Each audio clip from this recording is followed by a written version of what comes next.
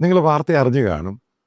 ഏകദേശം 4ഓളം പേരുടെ ശവശരീരങ്ങൾ, അതായത് ഒക്ടോബർ 8 ബന്ധപ്പെട്ട് അത് ഹമാസ് ഇസ്രായേലിന് കൈമാറി. അതിൻ്റെ അകത്ത് 2 കുട്ടികളുണ്ട്. 9 മാസവും 4 വയസ്സുമുള്ളൊരു കുട്ടി, അവരുടെ മാതാവ്, പിന്നെ 80 വയസ്സ് കഴിഞ്ഞ ഒരു പ്രായമുള്ള ഒരാൾ. ഇതുമായി ബന്ധപ്പെട്ട് ഇസ്രായേലിൽ നടന്ന ഒരു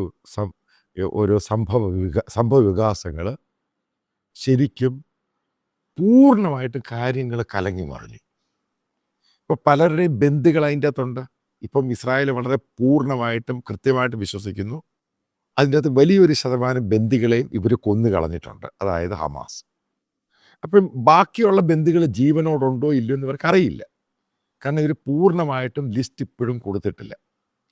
അപ്പം ഉണ്ടായൊരു മാറ്റം എന്ന് പറയുന്നത്, ഈ ബന്ദികളുടെ ബന്ധുക്കളും മറ്റുള്ള ഏറ്റവും അടുത്ത ആൾക്കാരും ഇപ്പോൾ കൃത്യമായിട്ട് പറയുന്നൊരു സംഭവമുണ്ട്.